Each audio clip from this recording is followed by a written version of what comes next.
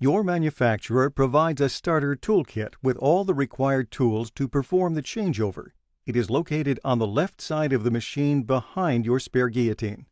Also provided in the toolkit are spare bolts for the lip box, top number 3 roller, and guillotine. Your safety is our highest priority. Take caution and make sure to unplug your machine from its power source before starting conversion. Always remove the machine from its power source before performing any maintenance or adjustment to your gutter machine. Release the front lid latch and the 4 quarter-turn screws on the front hinged lid. Using a flathead screwdriver, turn screws counterclockwise 1/4 turn and remove cover. Release the quarter-turn screws on the center cover, entrance lid, and side control cover using a flathead screwdriver. Turn screws counterclockwise 1/4 turn. Remove the remaining 3 covers. Remove the front pull guillotine by removing the 4 mounting bolts using a 1/2-inch wrench. The guillotine mounting plates have slots that go over 2 shoulder bolts. This ensures that the guillotine will stay in place after the bolts have been removed. To remove the guillotine, lift straight up and then away from the machine. Place your 5-inch guillotine out of the way and ready to be placed in the guillotine holder after the changeover is complete. Caution: if your machine is mounted on an open or uncovered trailer, the guillotine should not be placed in the holder. Instead, it should be placed secure to the trailer. Move the bead roller from the 5-inch to the 6-inch position. Turn counterclockwise the 2 mounting bolts using a 1/2-inch wrench in order to loosen. Slide the entire assembly up. Line the assembly to the scribed lines and retighten. Remove the back bell wheel and set aside to be reinstalled at a later time. To remove the bell wheel assembly, loosen the center bolt by turning the bolt counterclockwise. Remove and set aside. Move the back guide bar to the 6-inch position. Loosen all 5 bolts, holding the guide bar in its current position. Slide the guide bar away from the center line of the machine and retighten all bolts.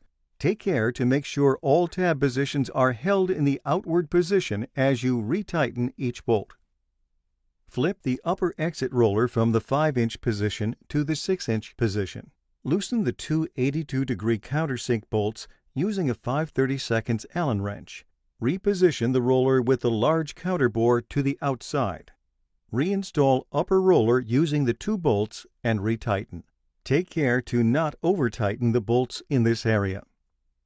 Reinstall the back bell wheel in the 6-inch positioning hole.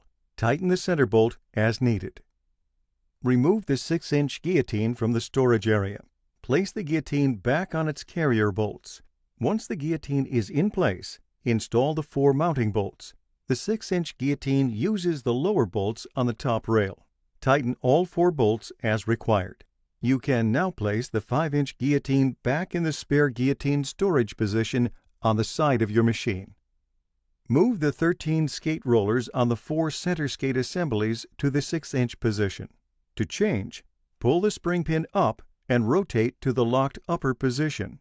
Slide the skate roller and shaft away from the skate body.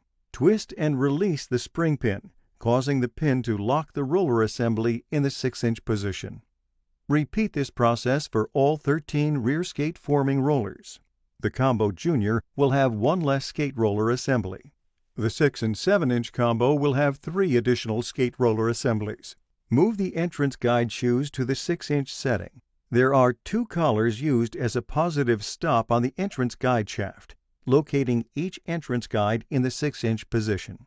The collars are factory set and should not be relocated or moved.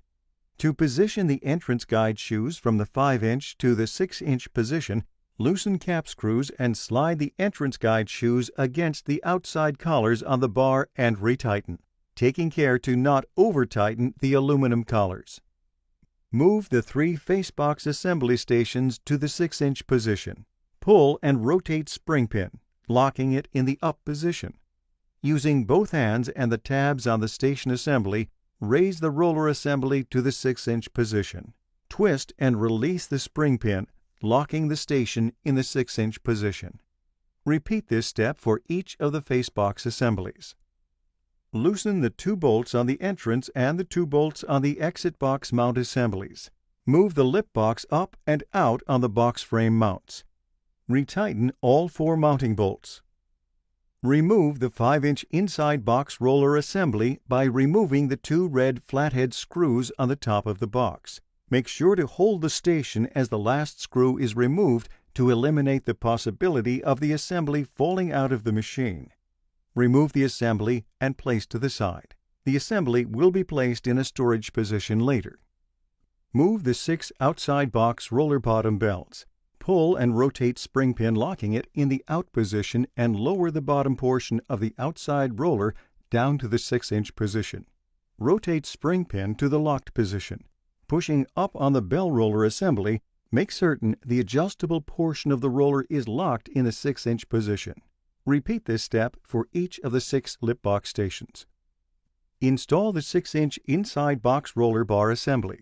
Remove the 6-inch inside roller bar assembly from the storage location by removing the thumb nut from the storage position. Install the 6-inch inside box roller bar assembly in the lip box. Replace the 2 red flathead screws and tighten. Do not over-tighten this assembly. Install the 5-inch inside roller bar assembly on the storage rack using the thumb nut. Replace all lids and control cover. Reposition lids and cover insert fasteners and turn all fasteners clockwise 1/4 of a turn to lock in place. Do not operate your machine without all safety covers installed. Move upright base plate. Remove coil spool from upright assembly. Rotate the upright to access the 2 bolts on the face side. Loosen the 4 cap screws. Slide the upright base plate to the 6-inch position.